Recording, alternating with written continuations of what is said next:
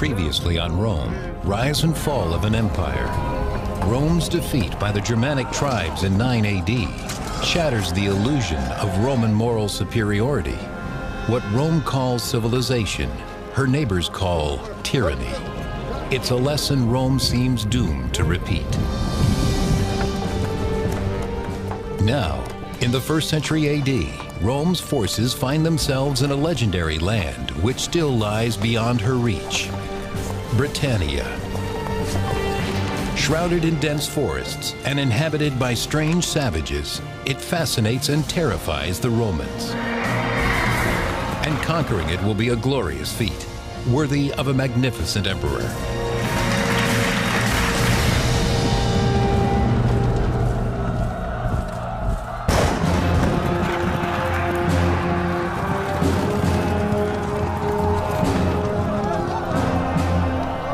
For 6 centuries, the Roman Empire bends the ancient world to its will. By the 4th decade AD, it stretches from the sands of Arabia to the rocky coast of the North Sea.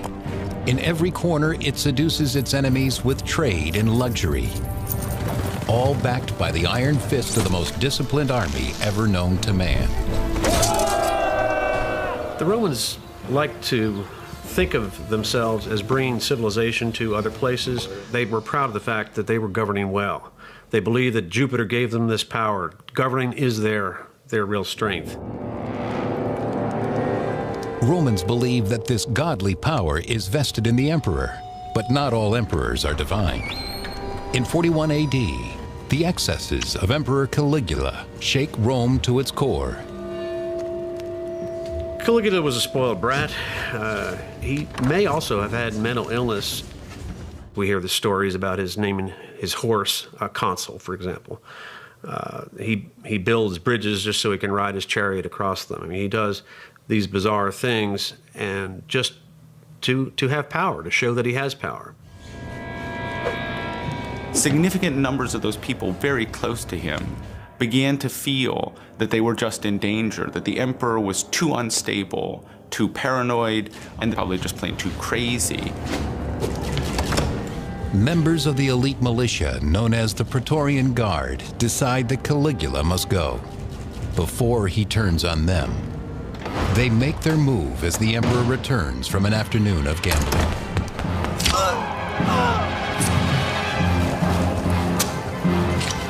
1st century biographer Suetonius.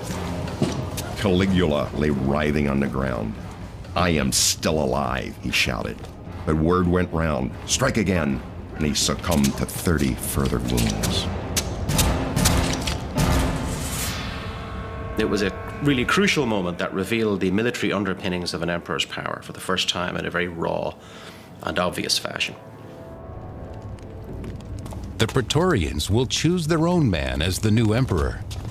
Behind a curtain, they find their candidate cowering, Caligula's uncle, Claudius. Here is someone who will be easy to control, a puppet to be manipulated. He drooled, he stammered, he twitched. Perhaps the only reason he survived was simply because nobody took him seriously. Nobody saw him as a possible candidate. Confident in their choice, the Guard proclaims Claudius leader of the greatest empire on earth.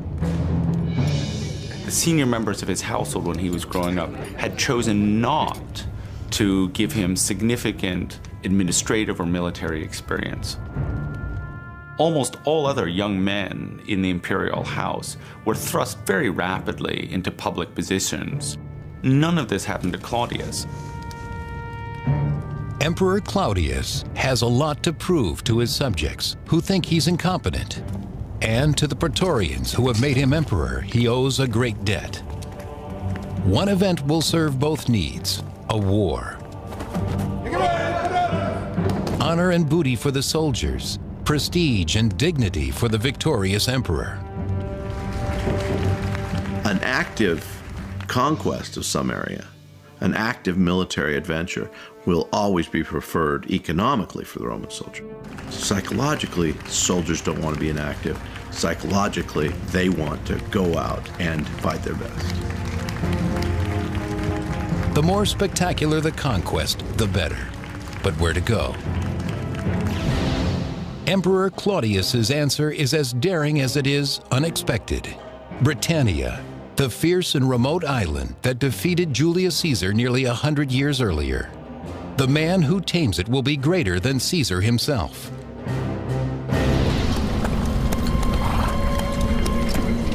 To lead the expedition, Claudius chooses Claudius, a distinguished senator and well-established commander. He leads 4 legions into a strange land, haunted with a dangerous history. The troops are edgy and afraid. This kind of fear of the unknown, I think, cannot be minimalized in this type of an engagement. There was this real fear that maybe some first century weapon of mass destruction was going to be on the other side of the channel. Dark rumors fly about the fearsome magic of the Druids, the priests of Britannia's pervasive and secretive religion. Classical sage Pliny the Elder. Britannia is fascinated by magic. The monstrous Druid cult professes that to murder a man is an act of the greatest devoutness, and to eat his flesh, most beneficial. Evidence of human sacrifice fills the soldiers with disgust and leads Emperor Claudius to ban Druidism.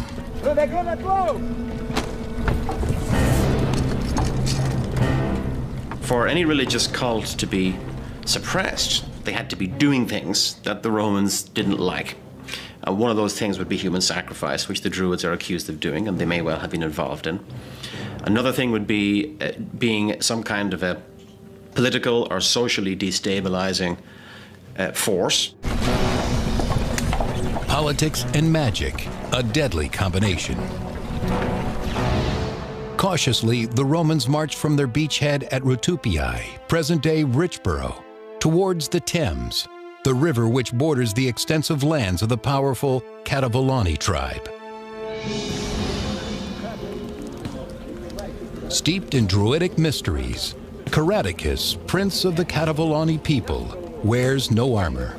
He relies instead on the strong magic of his war paint. It apparently took a lot of education for Druids to be able to master these things, maybe up to 20 years of learning to pick up the various texts, the poems, the chants, the words of prayer, the magic. The Druid priests are ringleaders of rebellion against the Romans. They pass freely from one tribe to the next, spreading intelligence of the enemy and gathering new recruits. Druids are not only middlemen between the people and the gods, but as judges, as leaders, they were individuals to be reckoned with. In virtually every area of Celtic society, the Druids have a stake, have power. Togodumnus, brother of Caradicus and warlord of the neighboring kingdom, arrives with his own soldiers to bolster the resistance. Their forces combined, the princes face the Romans with supreme confidence.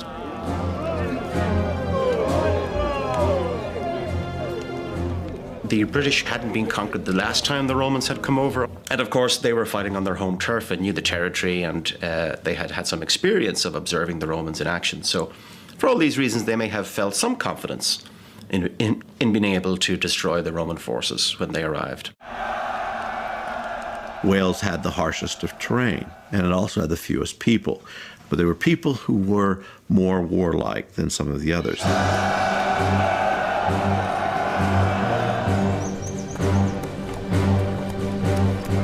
What the soldiers were being trained to do was to fight in long legion formations and to have the auxiliary troops on the sides to be able to operate out in the open. And this worked. It worked in North Africa, it worked in the Middle East, it worked in Gaul. It worked less well in Germany, and it certainly didn't work at all in Britain. 3rd century historian Dio. The barbarians took refuge in the swamps and the forests, hoping to wear out the invaders in fruitless effort.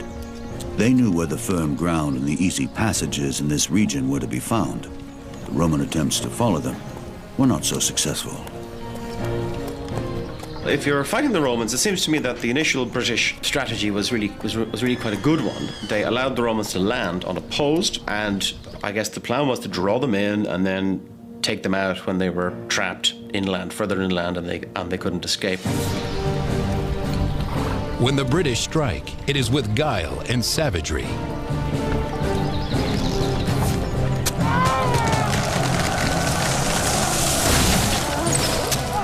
The discipline of Roman soldiers is well known and well documented. The fact that Roman soldiers can stay disciplined even in the midst of the worst battles is remarkable, and certainly denotes a military skill of leadership and of training that establishes the Roman soldier as the finest soldier on earth at that time, perhaps in all of history. In one skirmish after another, Claudius suffers humiliating defeats, but he remains undaunted. The Roman army, above all, was patient. There's no question the decisive victory here. This was going to be a campaign, and the campaign was going to take long. After all, where did the Romans have to go?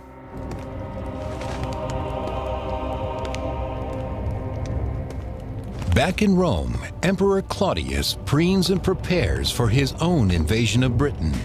Soon he will personally see to her surrender. For the first time in his life, he tries on the garb of a warrior. He needed to establish his military credentials. This was an essential part of being in the public eye in ancient Rome, was to be militarily efficient and to have some achievement under your belt, preferably victory over some foreign enemy. Claudius plans to overwhelm the barbarians with the most destructive and imposing weapon of the classical world: battle elephants. They will announce the grand entrance of the emperor. Then Claudius will teach the Britons to grovel before the almighty Roman Empire and claim a piece of glory for himself. He orders a special force of provincials to launch a sneak attack across the River Thames. The Roman army was composed of more or less two kinds of soldiers: those whom they called legionaries, who were Roman citizens, and those whom they called auxiliaries, who were recruited from subject populations. So Plautius has these auxiliaries swim across the Thames, not because the Roman soldiers couldn't have swum across the Thames.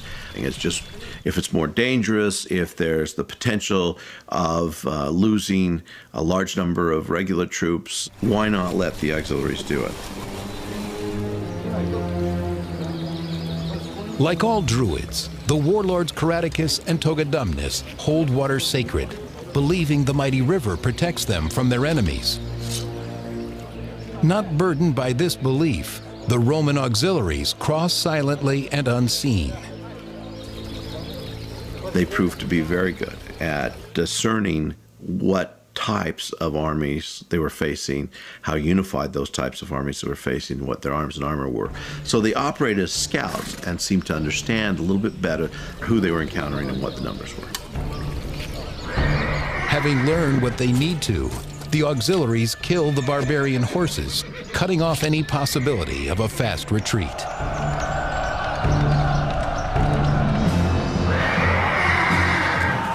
Only now does Plautius send in his full force to attack the Catibaloni.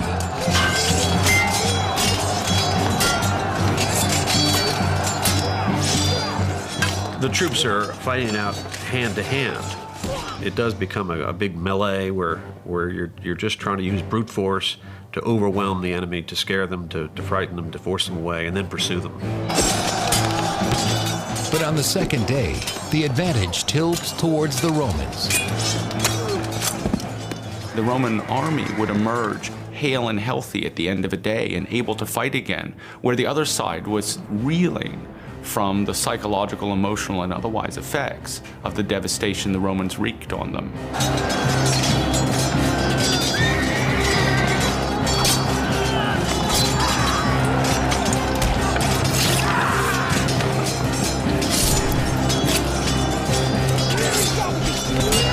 In the ensuing slaughter, Togodumnus is mortally wounded. Stricken, the survivors vanish into the swamps.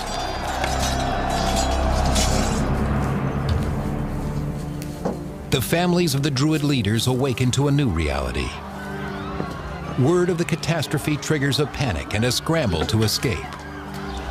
Caradicus and his family must also flee, or face humiliation and slavery at the hands of the Romans. When the Romans won a significant military victory, the general was traditionally awarded the right to hold what we think of as a ticker tape parade, what they called a triumph. If possible, the leader of the conquered forces was marched throughout the parade to display in his or her person the subjugation of the foreign people. And traditionally, that person was then executed at the end of the parade as an enemy of the Roman people. Caradicus has no intention of being a Roman trophy. Swearing revenge, he gathers his supporters and leads them on a long journey west to the rugged hill country where the heart of the Druid establishment lies. Caradicus correctly assumes that the Romans will not follow. Instead, they plant themselves on the banks of the Thames.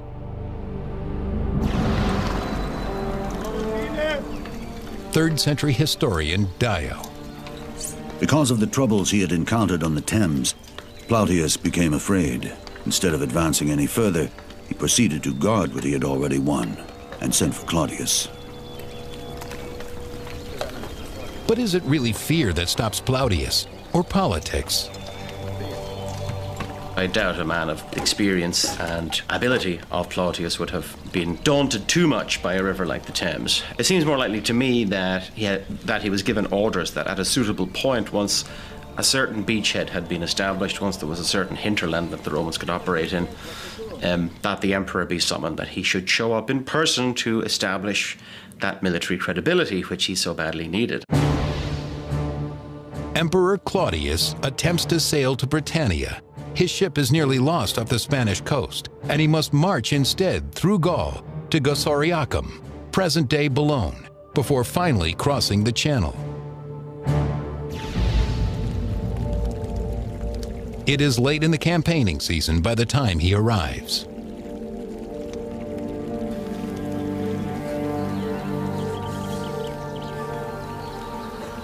We know that the emperor showed up in style. He came with cohorts of his personal bodyguard, the so-called Praetorian Guard, and he also came with elephants.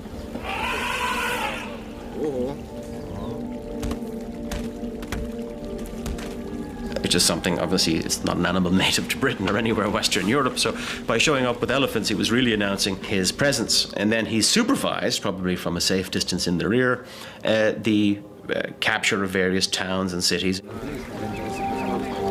Claudius's surprising arrival, coupled with Caradicus's humiliating defeat, prompts many British warlords to submit rather than fight. We modern people have our own idea of freedom. That's part of our makeup. It's not necessarily the makeup at all of the ancient world. The majority of people simply accustom themselves to their new leadership. The taxes they were paying to leader A, they would now pay to leader B, and it didn't matter much. If they could cut down on any violence that could be made against them by an army, principally that army not being allowed to rape or pillage or destroy their lands, by acquiescence they would.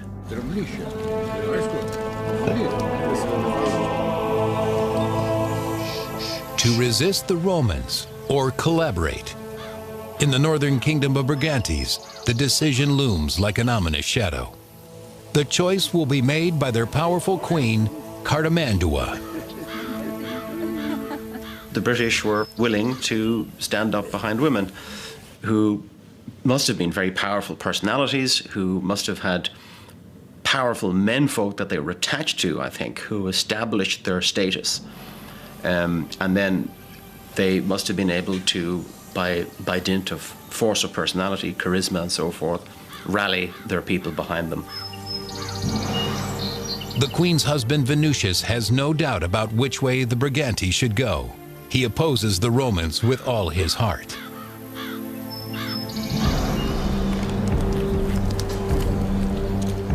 In the area that will become known as Wales, there is no indecision either. Here, Britain's fiercest warlords cleave to the old ways and vehemently reject imperial domination. The Druids call upon their gods to drive the Romans from their shores. In their hour of need, they perform their greatest mystery, the sacrifice of a living man. The exiled Caradocus becomes their righteous agent. His passion ignites the resistance.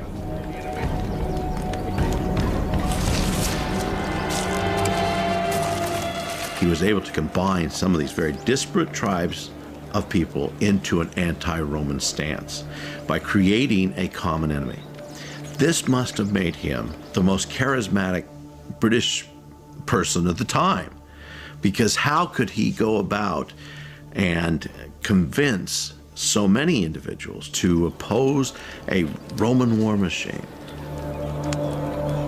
Bound by common hatred and their ancient religion, the Celts vow to fight on to the bloody end. Victory in battle restores confidence among the Roman rank and file. They no longer fear the British. Little do they know that the worst is yet to come.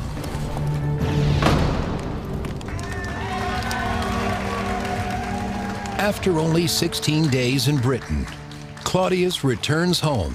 In total, he has been gone just 6 months. But in terms of status, he is light years away from where he started. He is a conqueror. The propaganda value of such a trip is extraordinary, and it gave him a bump in the political favor of the people in a way that's similar to a modern president visiting his troops on the line, even if he never goes anywhere near the fighting. 3rd century historian Dio. The Senate gave him the title of Britannicus. They also voted that there should be an annual festival to commemorate the conquest, and that triumphal arches should be erected. The stunning monuments, known as triumphal arches, stand as much as 70 feet tall. He gets a triumphal arch with an inscription commemorating his achievements in conquering Britain. That's to say, a permanent monument in the city of Rome with his name on it that marks Claudius as a great general and a great conqueror. So the military honors are the whole point of the reason to go into Britain. That's the purpose of it, first and foremost, to give Claudius that degree of, as I say, military sort of credibility, military standing that he had formerly lacked.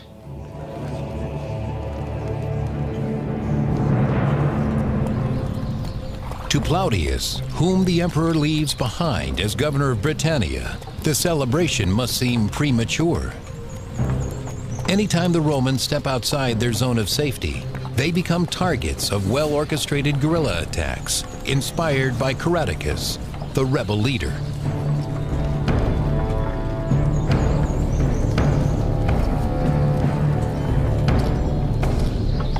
They would have communicated by means of runners and messengers. And again, knowing the lie of the land, knowing what the quickest ways between the various parts of Britain were, then they would have had an advantage in getting information swiftly between different parts of the island.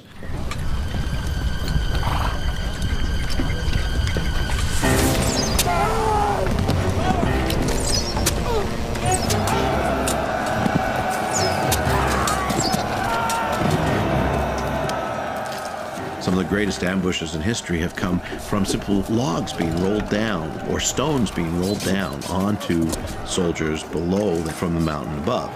So here's the Roman. He has his conventional spear, he has his short sword, he's used to close fighting, and suddenly he's having rocks pelted on him, he's having spears thrown at him, he's having axes thrown at him, he's having trees rolled down on him. All of these things take their toll.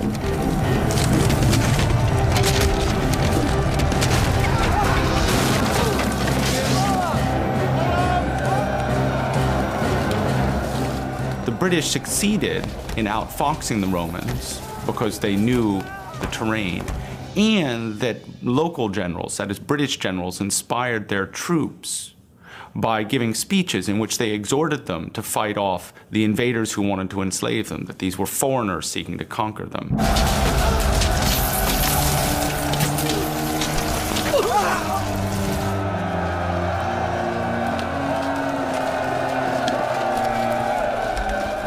Caratacus was very effective at fighting what we call a guerrilla warfare. The Romans probably called it terrorism or insurgency, but he would have called it resistance, and this was fairly effective. Too often the rebels melt away into the forests after an attack. Plautius must crush the resistance or watch it destroy his new province.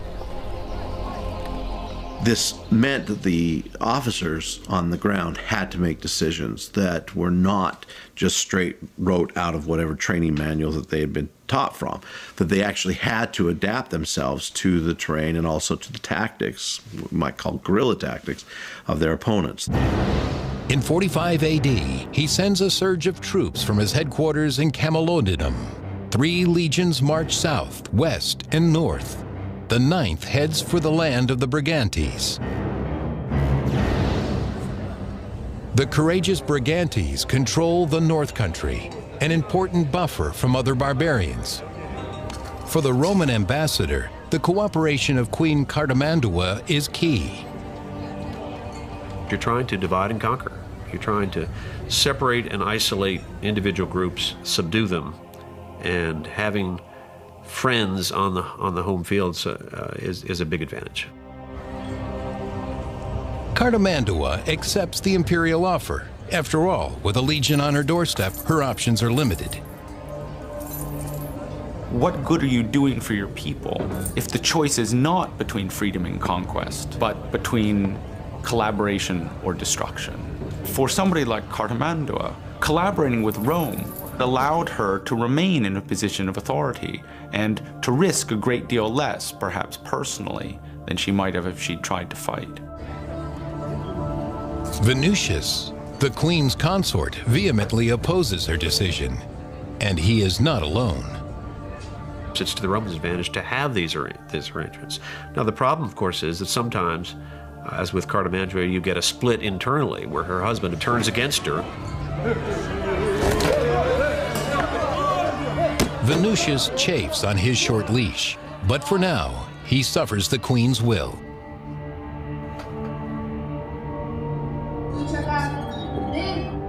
Bitter but unbowed, he waits for events to change.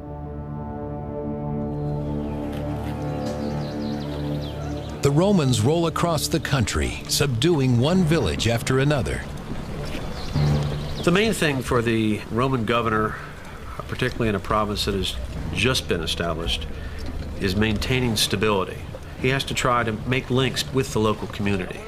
So any kinds of Romanization, making local people feel comfortable with the Romans there, is to their advantage. For those who cooperate, the Roman hand is gentle.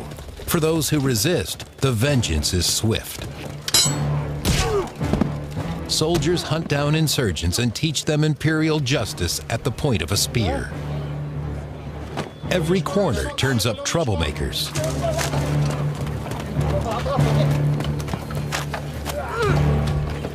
But the legionaries find potential converts too. Slowly but surely, they expand Rome's domain, winning hearts and minds as they go. In the arena of Roman politics, General Plautius is a hero. 4 years after the invasion, a grateful Claudius calls him home. He brings along his British prisoners for the gladiator ring. 4 years is very standard for a person to be in command of a province or of an army like that, and then somebody else would come in. You don't want a person to be in command for too long in case the troops become too attached to their commander. And if that happens, they may get ideas that maybe this commander would make a good emperor.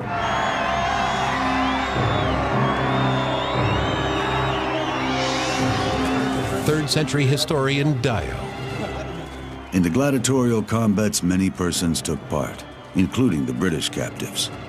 Plautius used up ever so many men in this part of the spectacle and took pride in the fact. The blood sport of the arena confirms the superiority of every Roman heart. The barbarians are dust beneath their feet. The work of pacifying a population to the point where Roman armies could be removed from a province was an arduous process.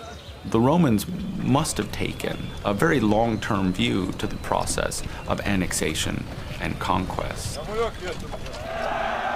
They must when facing a charismatic opponent like Caradocus. Caradocus may have had the most significant of these rebellions. He seems to have been able to combine most of the British people, and they have successes. The Romanized villages reel under Caradocus's audacious attacks. His surprising string of victories makes him first among British chieftains. All look to him to push the invaders from their shores. In November, when he learns that a new Roman governor is assigned to Britannia, Caradocus launches his most virulent assault yet. The new governor, Scapula, receives a bloody welcome to his province. But things do not go as Caradocus predicts. The Roman troops never waver. Scapula deals Caradocus his first major defeat of the insurgency. Still, the rebel leader remains defiant. Caradocus retreats to southern Wales and sparks an uprising there instead. As it spreads north through the hill country, Scapula pulls the 9th Legion out of Brigantes and heads west.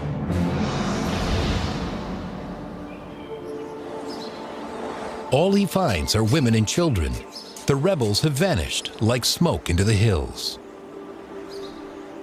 The Welsh Rebellion flourished as almost all rebellions in Wales will flourish down through the early modern period, simply because it's hard to get to the rebels.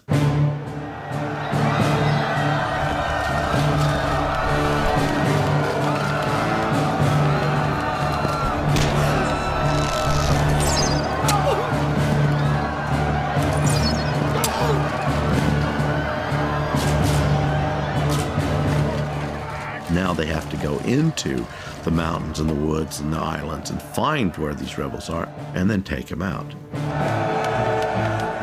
It's actually not unlike the situation that American soldiers found themselves in popular histories of Vietnam, where the Americans found themselves fighting in jungle terrain, where the quality of their training elsewhere didn't prepare them for the ability of the enemy to melt into the background.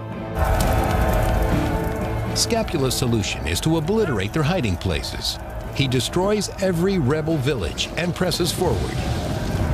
But behind him, treachery strikes, threatening a second rebellion.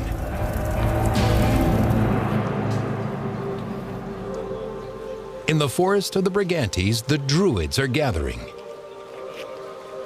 The people of the Brigantes see the Romans heading into Wales, which is very difficult territory, and said, well, this is a good opportunity. I mean, when they're busy over there, we can cause trouble in the rear and perhaps gain an advantage. Maybe if they're caught between two forces, they'll be destroyed. To make this second rebellion work, one noble is vital, Venutius, husband of the collaborator Queen Cartimandua.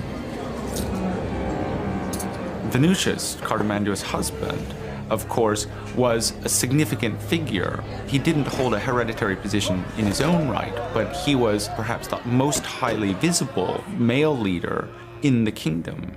And as such, his breaking ranks with his wife provided a very significant focus for anybody with aspirations to rebellion. The rebellious nobles discuss Venutius's name and loyalty. Who, after all, would benefit more if his wife, the queen, is overthrown? But they underestimate Cartimandua's reach. She has spies everywhere. When the names of the ringleaders are revealed by her husband's own manservant, she learns that her most valuable warriors are in the plot. Desperate, she turns to Rome. Client kings and queens, chieftains that support the Romans are supporting them because the Romans have worked out some kind of arrangement. In other words, we will come to your aid, and it's kind of an ongoing arrangement. Through the Roman envoy, she sends word to Scapula. He must return to Brigantes immediately and honor Rome's pledge to protect her. The timing couldn't be worse for Scapula. He has no choice but to pull out of Wales and march the 9th Legion back east to support the Queen. His departure creates an opening for Caradocus and the Welsh rebels. With the Romans withdrawing, warriors rally to Caradocus from all over Britain. They bring their weapons, ancient beliefs, and their families. This time, the resistance will not hit and run. Caradocus orders his troops to dig in. Classical court historian Tacitus. He selected a site where numerous factors helped him and impeded us, and all defenses were strongly manned. And an entrenched defensive position like that gives a huge advantage to the defender, and he'd every reason to believe, perhaps on this occasion, given these circumstances, that he had chosen the ground and he had prepared the ground, maybe the Romans would falter. I think that Caradocus had a reasonable expectation that he could win. The last chance for British independence hangs on that fragile hope. Cartimandua, Rome's client queen in the north, demands that the empire defend her against her rebellious subjects. She and her followers barricade themselves in her stronghold, waiting for Roman general Scapula to rescue her. In short order, Scapula crushes her rebellious subjects and brings her the head of its leader. The royal consort Venutius is outraged. His sympathy for the resistance grows stronger.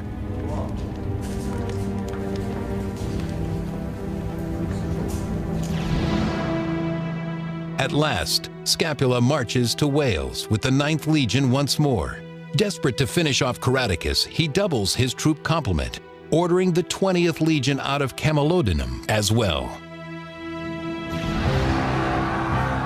In 50 AD, with the honor of the empire weighing on him, Scapula leads thousands of the most highly trained men on earth against a well-entrenched and determined enemy. It might have been possible for a man like Scapula to persuade Claudius that failure under the particular circumstances would have been acceptable. But basically what was at stake, beyond, say, life and death, was his chance for a further post after this one. Failure is not an option, but victory will not be easy.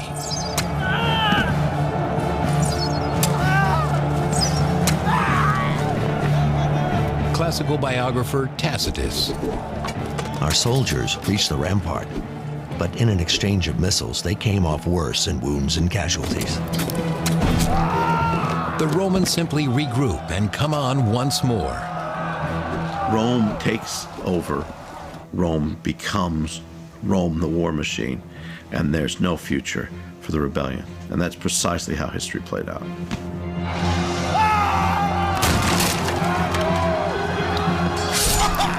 So they really wanted to get to grips with the Britons and finally end this thing.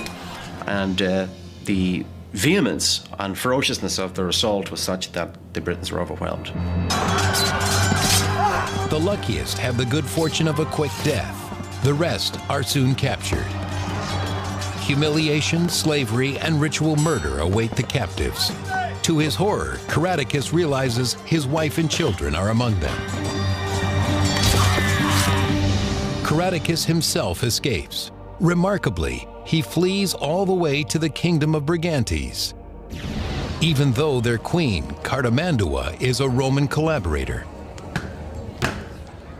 Cartimandua's husband, Venutius, is a known patriot and opposed Cartimandua's collaborationist policies with the Romans. I would suggest that Caradocus fled not to Cartimandua, but to Venutius, in the hope of perhaps gaining his support, maybe convincing Cartimandua to turn, finally. Cartimandua does not bend. She is Rome's creature. The queen trades Caradocus, the hero of the resistance, to cement her position as a friend of Rome. The betrayal disgusts her husband Venutius. Paraded through the streets of Rome, Caradocus and his family thrill the citizens. classical court historian Tacitus. The reputation of Caratacus had spread beyond the islands and through the neighboring provinces to Italy itself. These people were curious to see the man who had defied our power for so many years. Even at Rome, his name meant something. This was the symbol of their victory. You know, here's the enemy chieftain marching through our streets in submission. What normally happened to enemies of Rome was that they were brought into a prison and put into a pit and strangled. But in this instance, it didn't happen. Instead, Caratacus was led to Claudius sitting on a large raised sort of a tribunal or dais, and he gave a stirring speech. And if we believe Tacitus, the speech was about the need to resist domination, and that if he allows Caratacus to live, that he would be a living symbol of Claudius's clemency. To bestow mercy implies superiority, and above all else, that is how Romans see themselves, as superior.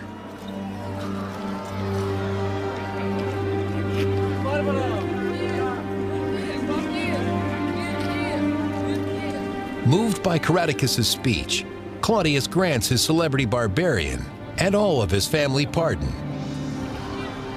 He was probably retired to a villa somewhere in the neighborhood of Rome, where he would have lived out his life in relative comfort, but of course lacking freedom.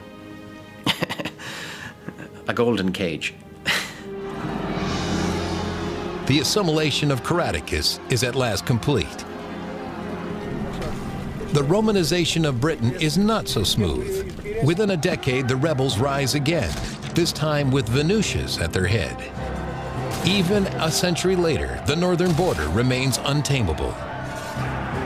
It never becomes fully Romanized. It's just too far away. And the Romans will eventually, of course, have to build Hadrian's Wall to keep out invaders from the north. It's going to be difficult to hold, and finally they'll abandon it. And frankly, there isn't a lot left of Roman rule in Britain. Conquered to shore up an emperor's reputation, the island drains men and resources for centuries. And when Rome falls at last, Britain will be the first to revert to its barbarian state. Next on Rome, rise and fall of an empire.